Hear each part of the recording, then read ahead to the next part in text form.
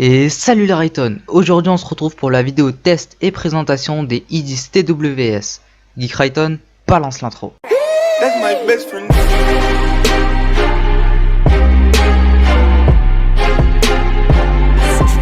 That's my best friend.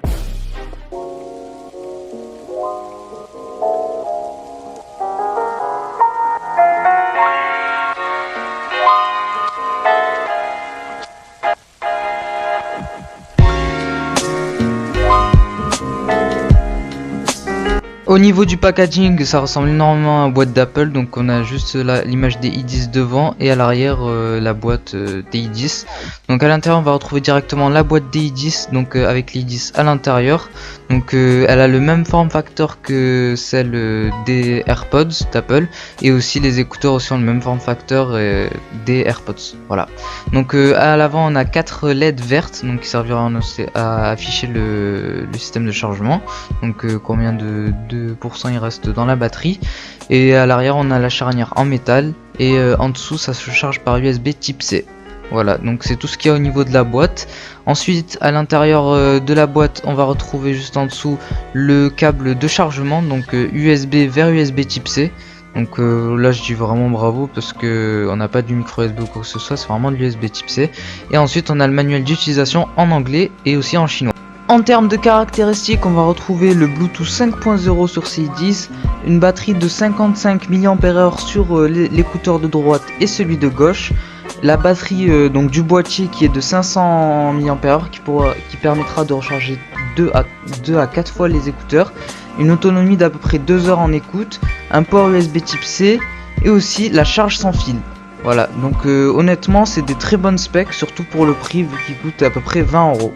En termes de connectivité, ces i10 pourront se connecter avec les appareils sous iOS et sous Android. Donc là par exemple j'ai mon téléphone qui est sous Android, donc il suffit tout simplement d'activer le Bluetooth dans les paramètres. Donc une fois cela fait, donc une fois le Bluetooth activé, vous prenez les i10, donc vous sortez les deux i10 de la boîte, donc comme ici tout simplement. Vous sortez les deux i10, ils vont se connecter ensemble à deux, et ensuite il n'y aura plus qu'à les chercher sur votre téléphone et se connecter aux i10. Voilà, bien sûr moi je les ai renommés ici pour vous donner l'exemple. Au niveau des gestes, tout se fera par un toucher tactile sur les écouteurs, donc comme les AirPods. Donc si vous appuyez une fois sur l'écouteur, ça va mettre pause ou action à la musique, donc comme vous pouvez le voir. Ensuite si vous faites un double tap, ça mettra musique suivante. Et si vous mettez aussi un triple tap, ça mettra musique précédente. Voilà. Et tout ça juste en appuyant sur l'écouteur. Le petit défaut c'est que voilà, si vous enlevez un écouteur et que vous le remettez, ou que vous voulez sans faire exprès juste arranger l'écouteur et que vous appuyez sans faire exprès, bah, ça mettra pause, ou ça activera Google Assistant, etc. Au niveau du confort dans l'oreille, on va retrouver des écouteurs assez confortables et surtout légers, donc qui s'oublient très vite et surtout tiennent très bien dans l'oreille, donc vous pouvez même faire du sport avec. Au niveau de la qualité du son, on va retrouver une qualité très bonne pour des écouteurs à ce prix là, donc à 20 €, je le rappelle. Donc au niveau de la qualité du son, j'ai été surpris par cette qualité, surtout au niveau des voix. Les voix sont vraiment claires. Peut-être que ça manquerait un peu de basse, je dirais, parce que genre vraiment quand il y a une musique avec des grosses basses, on les sent moins qu'avec vraiment des écouteurs qui envoient vraiment des grosses basses. Donc à ce niveau là, ouais, ça manquerait un peu de basse. À part ça, niveau du son, j'ai vraiment rien trouvé à redire, à part bien sûr qu'il manque les basses. Bien sûr j'ai trouvé des défauts, ils sont pas parfaits. Par exemple des fois j'ai eu des déconnexions de temps en temps, donc il y avait un écouteur qui jouait du son, l'autre il jouait pas du son, et ça faisait ça, ça jouait entre les deux pendant 4 secondes à peu près, et après les deux ils se resynchronisaient ensemble et du coup la musique elle revenait. Donc à ce niveau là ça vient, mais après voilà quoi, ça reste pas très longtemps. Donc pour moi c'est pas un vrai problème, mais je tiens à vous le dire quand même, parce que j'avoue que des fois c'est un peu chiant d'avoir des désynchronisations comme ça.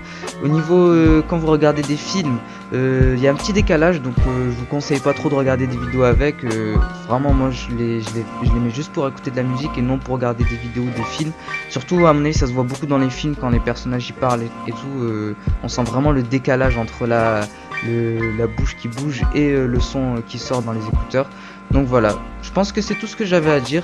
Donc n'hésitez pas à liker parce que ce test m'a vraiment pris du temps, et à vous abonner. Voilà, c'était Geek Rayton, peace.